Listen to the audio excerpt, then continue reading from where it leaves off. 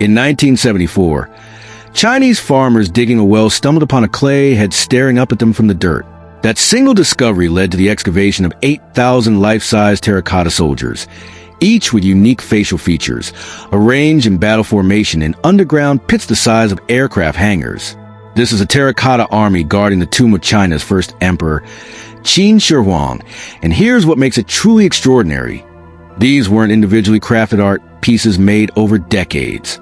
This was mass production 2,200 years ago, using assembly line techniques that wouldn't be seen in the West until the Industrial Revolution. Interchangeable parts, standardized components, specialized workshops, quality control systems. All the hallmarks of modern manufacturing existed in ancient China. But the terracotta soldiers are just the guards standing outside. The emperor's actual tomb, a massive underground palace covering 38 square miles, remains sealed and unexcavated, reportedly containing rivers of flowing mercury, mechanized crossbows set to fire at intruders, and treasures beyond imagination. Chinese authorities refuse to open it, partly because current technology can't preserve what's inside, and partly because ancient historians wrote that the tomb is booby-trapped with lethal defenses designed to kill anyone who enters for eternity. The story begins with Qin Shi Huang, who became king of the Qin state at age 13 in 246 BC and spent the next 25 years conquering the other Chinese states, unifying China for first time in history in 221 BCE. He declared himself Shi Huangdi, meaning first emperor, establishing the title that will be used by Chinese rulers for the next 2,000 years. Qin Shi Huang was obsessed with immortality, sending expeditions to find magical elixirs, consulting alchemists, and ironically probably dying from mercury poisoning caused by the immortality potions he consumed. But if he couldn't achieve literal immortality, he'd create symbolic immortality through the most elaborate tomb complex ever conceived. Work began on his mausoleum complex shortly after he became king at 13, continuing throughout his 36-year reign. Ancient historian Sima Qian, writing a century after the emperor's death, described the tomb's construction involving over 700,000 workers, essentially enslaved laborers and craftsmen conscripted from across the empire. The terracotta warriors weren't discovered until 1974, and their discovery was completely accidental. Farmers in Lintong district near Xi'an were digging a well during a drought when they hit pottery fragments and eventually a clay head. Local authorities were notified, and what initially seemed like an interesting archaeological find became one of the most significant discoveries in history, as excavation revealed the scope of what lay underground. 3 major pits have been excavated so far, containing approximately 8,000 soldiers, 130 chariots with 520 horses, and 150 cavalry horses. The soldiers stand in battle formation, with different ranks identifiable by their clothing and armor. There are infantry soldiers, archers, cavalry, officers, and generals, each positioned according to military hierarchy and tactical deployment. What's truly remarkable is that no 2 soldiers are identical. Each has unique facial features, different nose shapes, eye configurations, facial hair, expressions.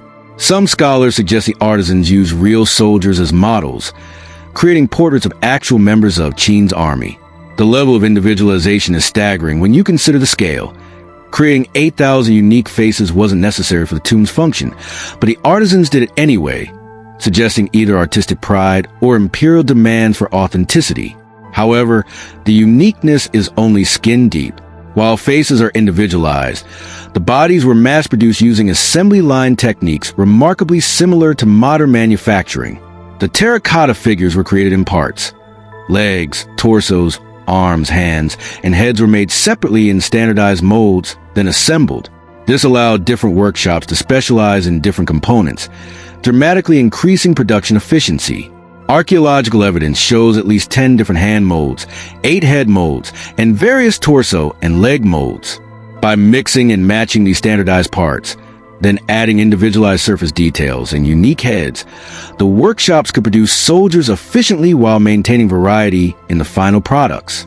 This is the same principle as modern automobile manufacturing, where standardized chassis and components are combined with different trim options to create product variety from a limited set of parts. The workshops were organized with remarkable sophistication. Different teams specialized in different tasks. Some made clay, others created molds, others assembled parts, others applied surface details, and others fired the finished products in massive kills. This division of labor and specialization is a hallmark of industrial production, yet it existed in China 2,200 years before the Industrial Revolution. Quality control was enforced through a system requiring craftsmen to inscribe their names on pieces they created. This accountability system meant poor quality work could be traced to specific individuals, motivating careful craftsmanship. Archaeologists have found these inscriptions on many figures, providing names of individual artisans who worked on the project over 2 millennia ago. The figures were originally painted in bright colors, reds, blues, greens, purples, with detailed decoration on clothing and armor. Unfortunately, the paint was organic-based and extremely fragile. When figures are excavated and exposed to air, the paint begins flaking off within minutes. Early excavations lost most paint before preservation techniques were developed. Modern excavation uses humidity-controlled environments and chemical treatments to preserve paint, but it remains a significant challenge. The soldiers originally held real weapons: bronze swords, spears, crossbows, and arrows. These weapons were found in the pits, and analysis revealed they were extraordinarily sophisticated. The bronze swords show evidence of chromium plating, an anti-corrosion technique that wasn't used in the West until the 20th century. After 2,200 years underground, these swords were still sharp enough to cut paper, demonstrating metallurgical sophistication far ahead of their time. The crossbows are particularly interesting. They use interchangeable bronze triggers, meaning any trigger could fit any crossbow. This standardization of parts for weapons wouldn't appear in Europe until the 19th century. The crossbows also feature sophisticated mechanical trigger mechanisms, allowing for consistent release and greater accuracy than comparable contemporary weapons. But the terracotta warriors are just the outer guardians. The Emperor's actual tomb mound rises over 200 feet high and covers approximately 38 square miles. Ground-penetrating radar and other remote sensing technologies have mapped extensive underground structures beneath the mound, including what appears to be a palace complex. But the tomb itself has never been excavated. Sima Qian's historical account describes the tomb's interior in detail that seems almost fantastical. He wrote that the ceiling was decorated with pearls representing stars, and the floor featured a map of the empire with rivers and seas made of mercury rigged with mechanisms to make them flow. Crossbows were set to automatically fire at anyone who entered. The tomb was filled with treasures, and all the craftsmen who knew its secrets were sealed inside alive when it was completed to prevent them from revealing its layout. For centuries, this description was considered mythological exaggeration. Then soil testing around the tomb detected mercury concentrations 100 times higher than natural background levels, suggesting Sima Qian's account of mercury rivers might be accurate. This raises tantalizing questions. If he was right about the mercury, what else in his description is true? The decision not to excavate the main tomb is controversial, but probably wise. When the terracotta warriors were first excavated in the 1970s, preservation technology was inadequate. Paint flaked off, organic materials deteriorated upon exposure to air, and some damage was irreversible. Chinese archaeologists learned hard lessons about the importance of preservation technology matching excavation ambition. Current technology still can't adequately preserve many materials found in ancient tombs. Silk deteriorates rapidly when exposed to air. Organic materials, including wood, bamboo, and paper, require controlled environments immediately upon excavation. If the tomb contains written records, artwork, or other fragile materials, excavation with current technology would likely destroy what it's trying to preserve. There's also the mercury issue. If the tomb genuinely contains large quantities of mercury, excavation would expose workers and archaeologists to toxic mercury vapor. Ancient mercury would have oxidized over millennia, potentially creating even more dangerous compounds. Safely excavating a mercury-contaminated tomb would require unprecedented safety measures and potentially robotic excavation technology. The booby-trapped question adds another layer of concern. Sima Qian describes automatic crossbows designed to fire at intruders. While this might sound like fantasy, Chinese engineering from this period was sophisticated enough to create such mechanisms. Mechanical devices using counterweights, falling weights, and trigger mechanisms could have created functional automated weapons. Whether any such devices would still function after 2,200 years is questionable, but the possibility can't be entirely dismissed. Chinese authorities have stated the tomb won't be excavated for the foreseeable future, preferring to wait until preservation technology advances sufficiently to protect whatever is inside. This is probably the right decision, frustrating as it is for those eager to know what the tomb contains. Archaeology is a destructive science. Once you excavate, you can't undo it. Better to wait decades or even centuries for technology to advance than to destroy irreplaceable artifacts through premature excavation. Meanwhile, work continues on the Terracotta Army pits. Only about 25% of the known pits have been excavated. Archaeologists work slowly, using the most advanced preservation techniques available, learning from early mistakes. Each new excavation reveals more about production techniques, military organization, and daily life in Qin Dynasty China. Recent discoveries include terracotta musicians, acrobats, and officials, suggesting the underground complex included more than just military forces. There are bronze chariots with incredibly detailed decoration, showing craftsmanship that rivals any contemporary metalwork worldwide. Terracotta horses with individualized features demonstrate the same attention to detail as the soldiers. One fascinating aspect is the engineering required just to create the pits. These aren't simple holes in the ground. They're sophisticated underground structures with timber beam ceilings supported by massive pillars, designed to bear enormous weight while protecting the figures inside. The construction involved excavating pits up to 15 feet deep, covering tens of thousands of square feet, building wooden support structures, placing the terracotta figures in formation, then covering everything with layers of mats, earth, and finally ground-level restoration. The logistics of the project are staggering. 700,000 workers over 36 years, producing not just 8,000 soldiers, but entire underground complexes with supporting infrastructure. The clay alone required for 8,000 life-size figures amounts to thousands of tons, all transported to the site, processed, molded, assembled, painted, and fired in kilns large enough to accommodate 6-foot-tall statues. The kilns themselves were technological marvels. Firing terracotta figures this large requires carefully controlled temperatures maintained for extended periods. Too hot and the clay cracks. Too cool and it doesn't fully harden.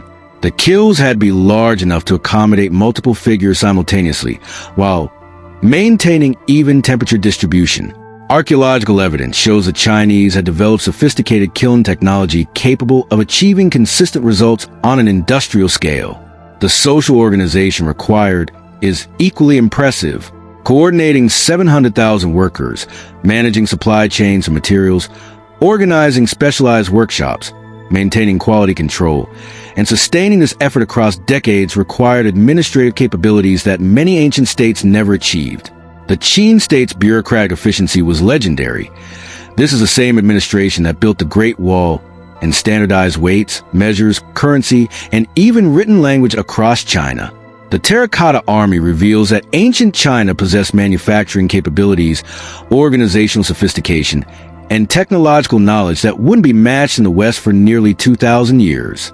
The assembly line production, interchangeable parts, quality control systems, and specialized labor are hallmarks of industrial society. Yet they existed in the 3rd century BCE. This raises important questions about technological development.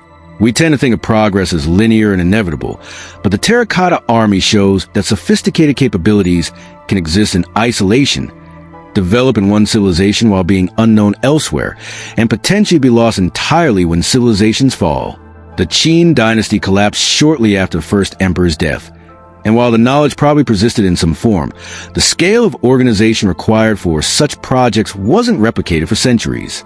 Modern visitors to the excavation site in Xi'an can walk above the pits on elevated platforms, looking down at thousands of terracotta soldiers standing in formation, as they have for over 2 millennia. The experience is overwhelming. These are museum pieces in glass cases. These are armies standing ready for battle, a frozen moment from 2,200 years ago when China was unified under its first emperor, and the most ambitious tomb complex in history was under construction. The contrast between what we know and what remains unknown is striking. We've excavated enough to understand the Terracotta Army scale, organization, and production methods. We've analyzed the weapons, studied the manufacturing techniques, and marveled at the craftsmanship. But the actual tomb, the Emperor's final resting place with its rumored mercury rivers and automated defenses, remains sealed. The greatest treasure and the most significant historical evidence lie just hundreds of feet away from excavated areas. Yet they remain as inaccessible as if they were on another planet. Perhaps that's appropriate. Qin Shi Huang built his tomb to last for eternity, to protect his body and his treasures forever. For 2,200 years, it has succeeded. The Emperor might not have achieved the literal immortality he sought through potions and magic, but his tomb has outlasted the dynasty he founded, the empire he built, and countless successor states. It remains a mystery, a challenge, and a promise of discoveries yet to come when we develop the capability to safely reveal what lies inside. The Terracotta Army stands as testament to ancient China's sophistication, organizational capability, and technological achievement. These weren't primitive people stumbling through history. These were engineers, artists, administrators, and workers who solved complex problems, created manufacturing systems, and built monuments that still astound us 22 centuries later. The mass production techniques, the quality control, the logistics, all demonstrate capabilities we associate with modernity, but which clearly existed in the ancient world when conditions were right and vision was sufficient.